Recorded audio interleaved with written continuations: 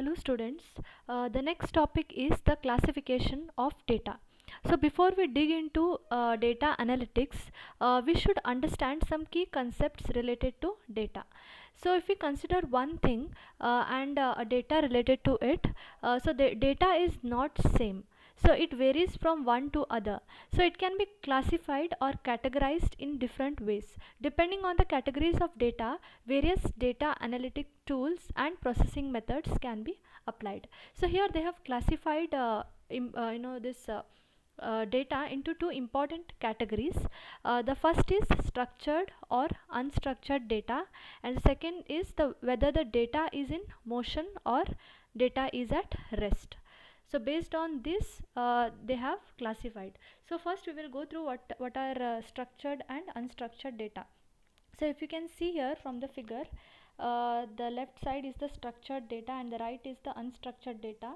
So structured data means that the data follows a model or particular schema which defines how the data is represented or organized, which means it fits very well into RDBMS, that is Relational Database Management System.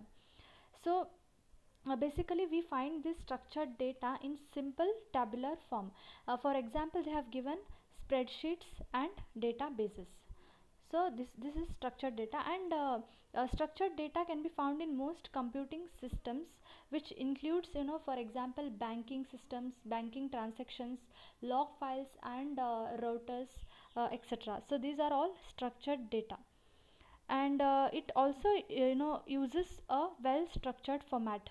So here if you consider IoT, all the sensor data uses the actual data, that is the structured data, for example temperature, pressure, humidity, etc., which are all sent in a known format.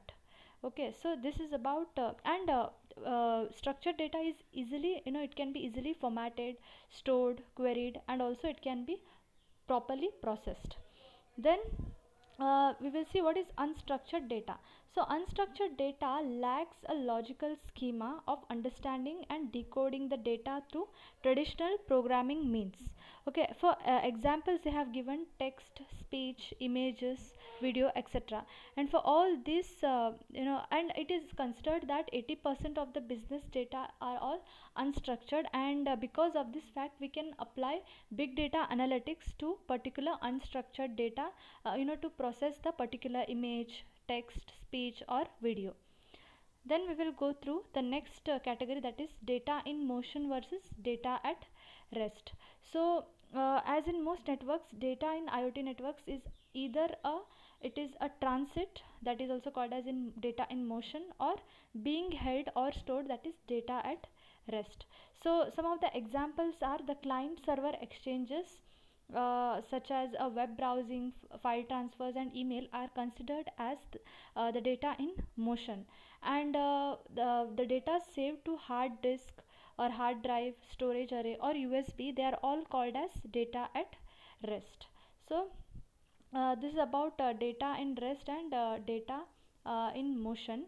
uh, Okay, so and data in motion, the smart objects which are used in IoT, it's an example of data in motion, because as it passes through a network to its final destination. So all the smart objects, they collect some information, and that information is passed to some destination. Therefore, it is called as data in motion. And further, that information can be processed using edge computing or fog computing depending on the requirement.